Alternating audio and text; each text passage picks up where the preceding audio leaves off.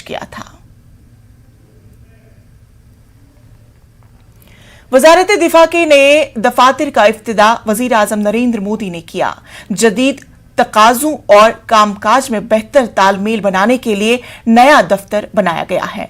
इफ्तिदाई तकरीब से खिताब करते हुए वजीर आजम नरेंद्र मोदी ने कहा कि नया दफ्तर जदीद सहूलियात से लैस है और दफ्तरी कामकाज में आसानी होगी। वजीर आजम के मुताबिक ईज ऑफ लिविंग और ईज ऑफ डूइंग बिजनेस की बात की जाती है। इसके हुसूल के लिए जदीद इंफ्रास्ट्रक्चर का भी अहम किरदार है। वजीर आजम ने कहा कि सिर्फ 12 महीनों में तामीराती काम मुकम्मल हुआ। इस मौके पर उन्होंने सेंट्रल वेस्टा प्रोजेक्ट के मुखालिफिन की भी तनकीद की। हम देश की राजधानी को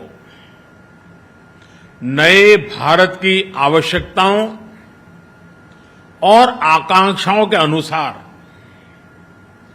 विकसित करने की तरफ एक महत्वपूर्ण कदम बढ़ा रहे हैं।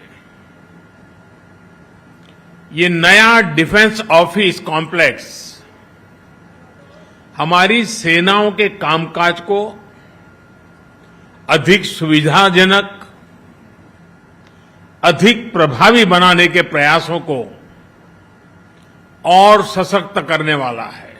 और मैं ये भी बताना चाहूंगा कि जो लोग सेंट्रल विस्टा के प्रोजेक्ट के पीछे डंडा लेकर के पड़े थे, वे बड़ी चतुराई से, बड़ी चालाकी से सेंट्रल विस्टा प्रोजेक्ट का ये भी एक हिस्सा है। 7,000 से अधिक सेना के अफसर जहां काम करते हैं, वो व्यवस्था विकसित हो रही है, इस पर बिल्कुल चुप रहते थे, क्योंकि उनको मालूम था कि जो भ्रम फैलाने का इरादा, झूठ फैलाने का इरादा है, जैसे ही इस बात की सामने आएगा तो फिर उनकी सारी गपबाजी चल नहीं पाएगी। किसी भी देश की राजधानी उस देश की सोच, उस देश के संकल्प, उस देश का सामर्थ्य और उस देश की संस्कृति के प्रतीक होती है।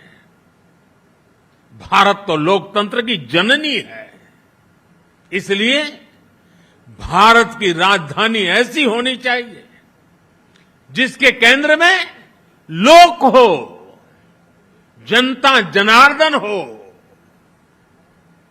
आज जब हम ईज ऑफ लिविंग और ईज ऑफ डूइंग बिजनेस इस पर फोकस कर रहे हैं, तो इसमें आधुनिक इंफ्रास्ट्रक्चर की भी उतनी ही बड़ी भूमिका है।